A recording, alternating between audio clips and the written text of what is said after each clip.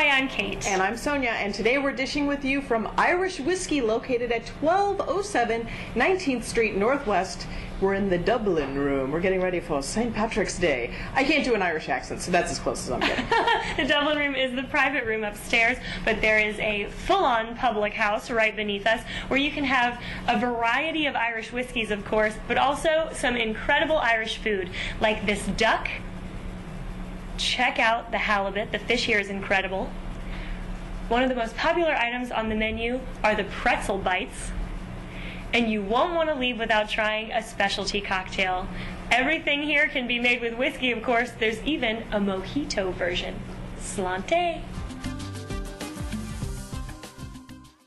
And our guest today is Lynde Washington. He was an NFL cornerback, but now he's an artist. And he has an upcoming show coming up on April 20th. Welcome, Lynde. What's the show that you're going to be doing? Actually, I'm going to be down, I did some history on U Street. Mm-hmm. And the jazz scene in U Street was major in D.C. in the 30s through the 60s, all the way up to the early 70s. So what I did is I did my research, and now I'm painting everything, and I want people to come out and get a chance to see the history that was right in D.C. Is this show going to happen on U Street? No, actually, they don't have the space. That's why I didn't have it there. Oh, that's sad. Yeah, I need parking. We get a lot That's of people true. You need parking, yeah. Yes. So the venue is in Largo, Maryland. Okay.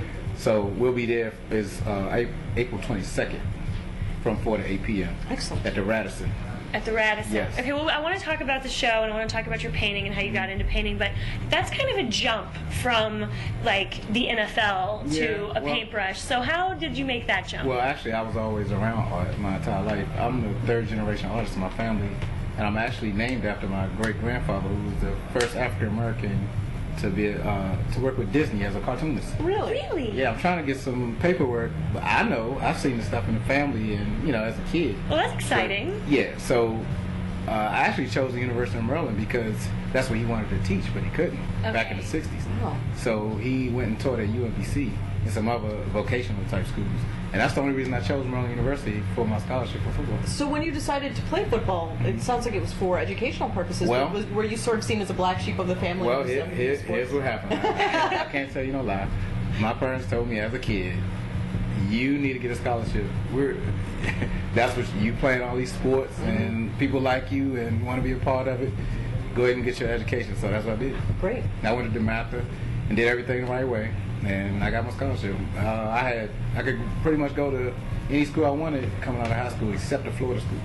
Okay, Yeah, well. I had a scholarship to every one of them. Wow. Yeah. Well, even though you were a tough guy on the field, like, you've got a lot of creative energy in that head. Well, the thing is, I've always done it. Right. So a lot of people had no idea. I had no idea. Yeah, I mean, if you look at it, you would never think that I was sitting just painting anything. But I mean, it was something I was taught.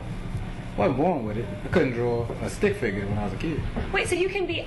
this is interesting because I would think that art would be innate. So you think you can be taught to be an absolutely. artist? Well, if not taught, you can learn to teach yourself. Because I did. Okay. I mean, the way I paint now, I couldn't do 15 years ago. Well, let's talk a little bit about your style. What are you painting? What's going to be in this show on the 22nd? I paint people, and I like to paint expression. I need my audience to feel what I painted. So you'll get a lot of expression out of my. I usually paint people, but you can feel the moment. I'll put you right in the moment with the paint. Every one of my pieces. So how did you teach yourself to... Okay, I was in detention growing up. I was bad. You were a normal I was boy. bad. No, as a little kid, I didn't have recess much. So I learned how to draw a little bit. You drew angry teachers?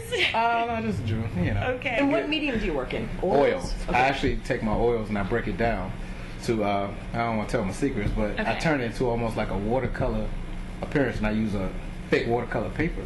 So when you walk up, you might think it's an airbrush, but it's oil. So I do something different. I actually found out how to do that by mistake. It's always the best. Yeah, the best in college things, I right? bought the wrong thing and it didn't mix right, and it's my style now. Oh, well, I've never heard of anyone else doing it, so I guess that would be why. Oh, you gotta come see it. So I'm sure that this isn't your first show. You've had multiple shows. Do you know? Can you tell us of any people who might have original Lynde Washington paintings in their homes? I got Under Armour spokesman Eric Bagu. He has pieces. I got Tony Page, who's Cam Newton's agent. He has my pieces. Kevin Glover. A lot of football guys. Yeah, well. Yeah, a lot of football guys. Well, I'm sure a lot of fans come just to meet you to the show as well. Well, I mean, it's about the art. I mean, football. You can get them in the door with your background. If that's what they want to do, but it's all about the art.